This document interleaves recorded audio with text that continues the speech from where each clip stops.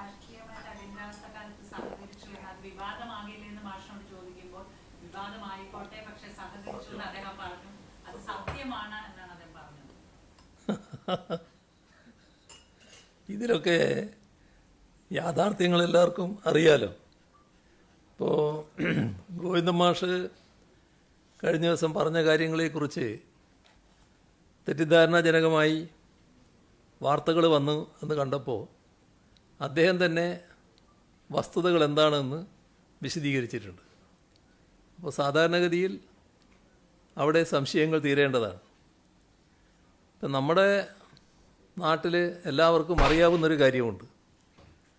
C P I രാഷ്ട്രീയം എവിടെയും തുറന്നു പറയാറുണ്ട്. അതങ്ങനെ മറച്ചു വെക്കാറില്ല.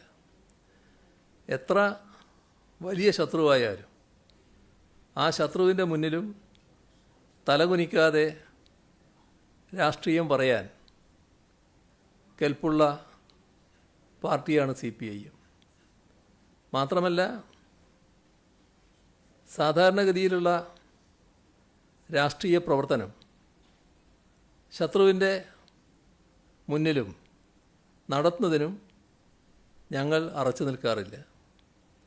ഇവിടെ ശത്രുവിൻ്റെ ആക്രമണങ്ങൾ പലതും ഞങ്ങൾക്ക് നേരെ വന്നിട്ടുണ്ട്. അത്തരം ആക്രമണങ്ങളെ പ്രതിരോധിക്കാനും എല്ലാ കാലത്തും സി പി ഐ എം തയ്യാറായിട്ടുമുണ്ട്. ഇവിടെ കാണേണ്ട വസ്തുത, ഞങ്ങളിൽ ആരെങ്കിലും RSSനെ പ്രീണിപ്പിക്കുന്ന നിലപാട് ഒരു ഘട്ടത്തിലും സ്വീകരിച്ചിട്ടില്ല.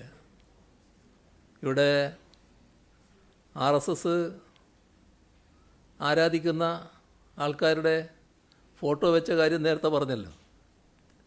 അത് നമ്മുടെ കേരളത്തിൻ്റെ അനുഭവത്തിലുണ്ടല്ലോ.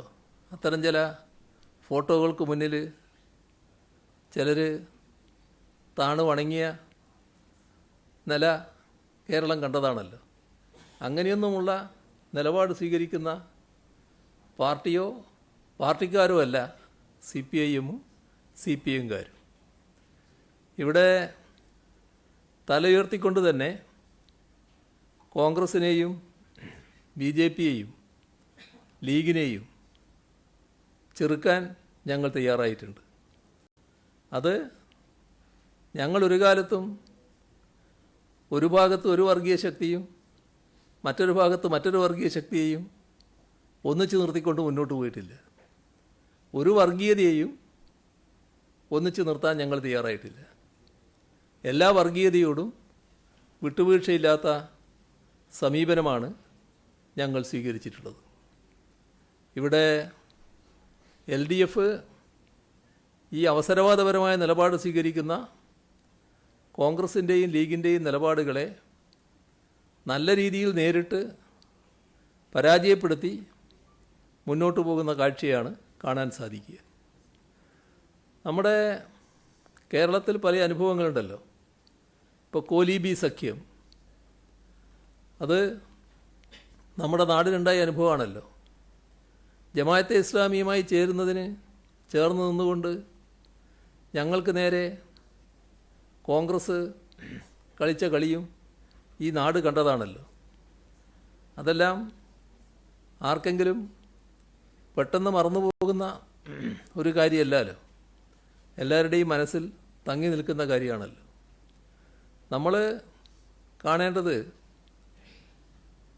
ഞങ്ങളുടെ 215 സഖാക്കളെ കൊലപ്പെടുത്തിയ വിഭാഗമാണ് RSS.